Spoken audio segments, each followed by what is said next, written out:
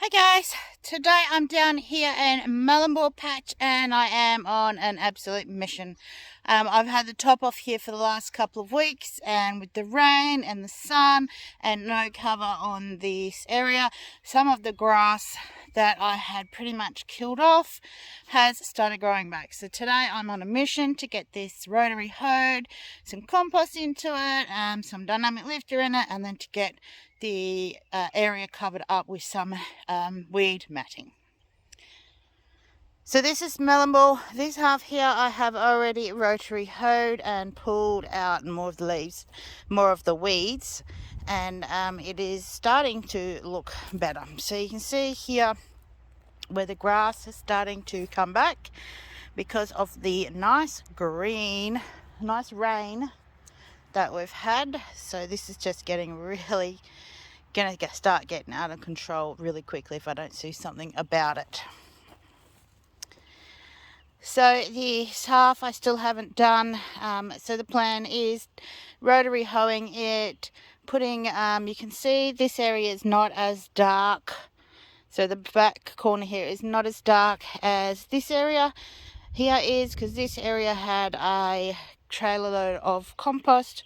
Like this is all some compost. I've spread it around, and so I need to put some compost up the back there and probably a little bit around, which is probably what's helped the grass, because just here where the grass was there was the compost I put in there, so it has definitely helped the grass growing. So I have this 2.7 litre Vanish bucket and it's got dynamic lifter in it, so I'm just going to spread about just over half a bucket of that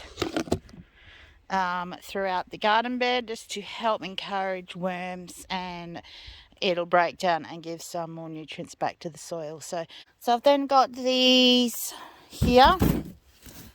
They're Coolaroo mulch mat. So these do not require to be covered like a lot of the other mulch weed matting does. Spent ages in Bunnings deciding which one I want, and these were about $10 a roll, and I'm going to need 5 or 6 of them to do this area, so it's going to cost me around the $60 mark, but I'll figure that out when I've finished on how much it's actually going to cost me to weed mat this area.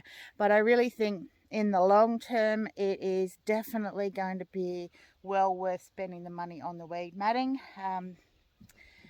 because it's just going to save me a lot of time in the prepping of the garden bed, so that next year I'll leave it out during winter, and next year when it comes time to do this garden bed, I just need to pull the weed matting back, check the soil, put any more compost or dynamic lifter or whatever else needs to go in there. If it needs to be tilled up again, I'll till it up again, and then just put the matting back on top.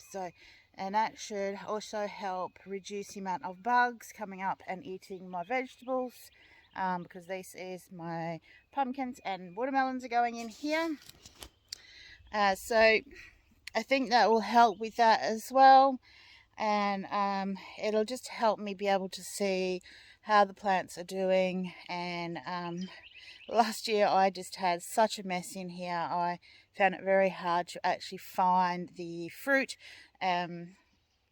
with all the grass that was growing, because once the grass starts get going in there and your plants are in there, it's really hard to weed and not pull out the wrong things. So alright guys, so I'm going to get on with this, finishing this up here, and I'll show you guys again part way through and how it's looking.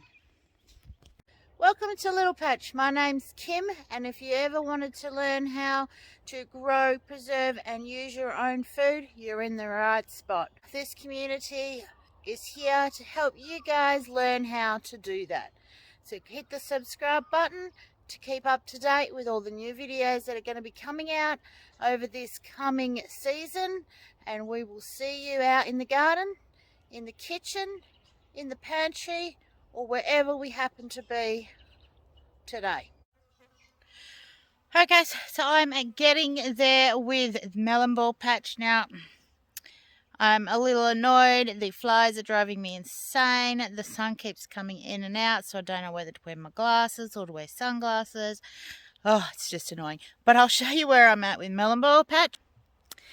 So I have got the weed matting down, and I've just popped the retic pipe on top for the moment. You can see there's some loose sections here. I'm not too worried at the minute, because once I get all the retic settled down on top of it, it should help hold it down as well. So now I have to make a decision. Do I use the old retic out of here, or do I start again with some fresh stuff and use this for patching in somewhere else? So I have decided that I'm going to take all the retic that's already in these black pipes out and put in some stoppers to plug up the holes, so then I can put in new holes for the retic for where I need the retic up here in melon ball garden beds. So I just thought I'd show you a quick handy tip with these little stoppers, and the little black stoppers that you can purchase to put them in. Now I find them really quite hard to push in. Asked hubby, what can I use? He's given me a pair of his old multi-grips here, and they are super easy to use. So I will try and show you right this second here how I'm using these to get the pipes, the stoppers into these retic pipes. So it's as simple as that. Pop it in and push it in. No strain on your thumb anymore. Now the other thing I have here is the orange thing is what you use to twist your retic in to place into the pipes, and this is just a standard Tek screw that has a washer on it that you would normally use just to put your roof on and screw your tin sheets down. And this is what my husband did for me last year, because we didn't have any stoppers, and it works just as easy. If you've got any little Tek screws or anything like that sitting around that've got the rubber seals on them, use them, and they are awesome, and they do the job just as good as the little black stoppers. I am so close to being done. I just have to finish sorting out the retic in here. But as you can see, there is some little pink dots all along the mat here. Now that is my spacings for my plants. I have spaced them out 1 meter apart, and there will be between 6 and 7 per row. I've tried to offset them a little bit so that they're not directly next to each other. So there's 6 rows with 6 to 7 rows on it, and for each of the holes that we'll be melting into the weed matting, I'm going to put between 3 and 4 plants so that I know that I get a really good rate of plants growing, because quite often plants will actually die when you transplant them. Day 2 here at Melon Ball Patch. Bringing you the last update for this video.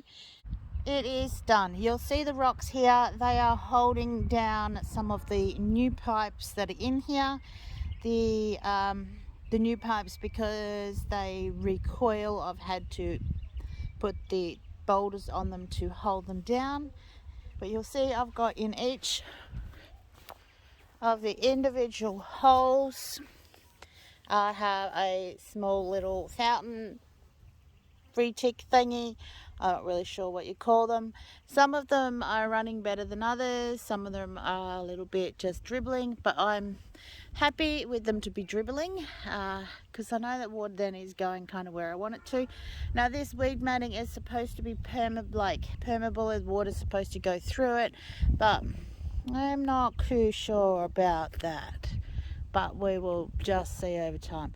But the water is going into each of the holes. If I need to, I might have to readjust them a little bit, but hopefully it will all just do what I want it to do.